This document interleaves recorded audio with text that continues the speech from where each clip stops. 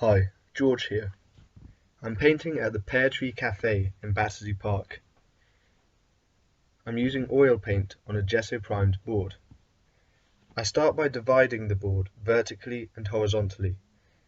This helps me design my composition by considering where to place the focal points of the painting. It also helps me position the objects in the scene by checking what they line up with vertically and horizontally. I paint the undersketch using thinned down raw umber paint. I then paint the sky. The sky is usually the lightest area of a landscape painting.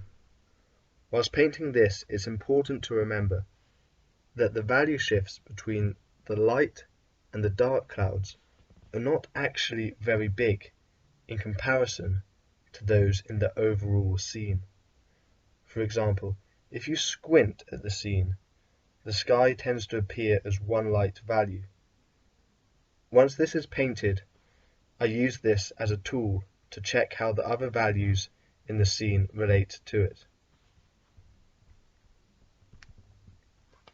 I paint the group on the bench as a priority, as I don't know how long they'll be there for. I find painting people into a scene really gives the painting a sense of life. It also helps create a sense of scale.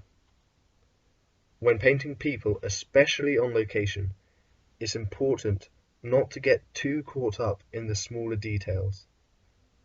I mix one colour for the light flesh tone and one colour for the shadow tone. I don't paint the small details like the eyes, the eyebrows or the lips.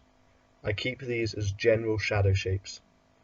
Painting these small details would take quite a bit of time, and as the people aren't very close to me, that amount of detail may look a bit distracting.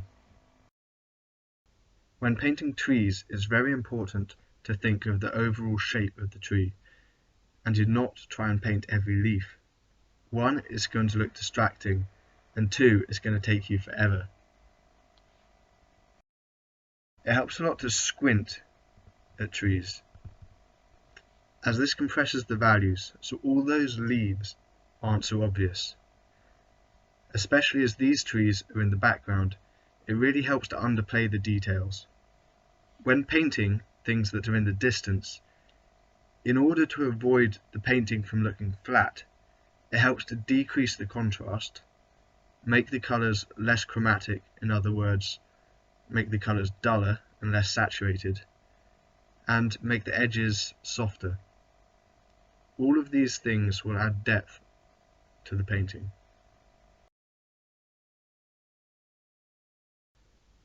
When I mix the paint, I try and mix the correct colour and value on the palette before I put the paint on the canvas. This way you have much more control over the colour of the paint. If you try to mix the paint directly on the canvas, it can create a muddy effect, as the paint can mix with the paint underneath and will most likely not create the colour that you were aiming for.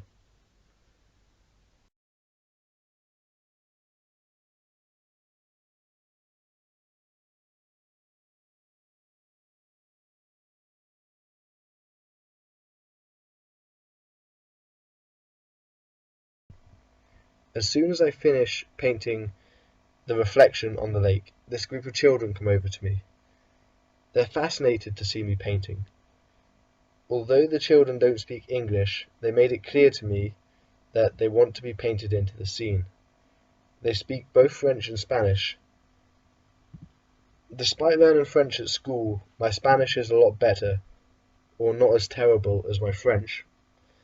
This is mainly because I speak Portuguese, so I could talk to them a bit and we could sort of understand each other. I explained to them that I'm not able to paint all of them in the scene and that I only have space to paint one person. The little blonde girl is the most adamant to be painted, so she agrees to pose for me, whilst her friends sit opposite her on the bench.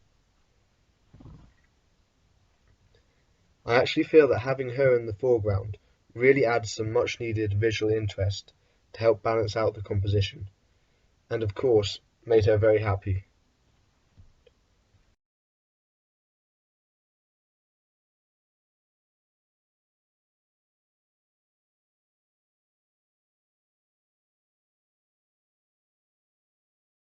I hope you enjoyed the video.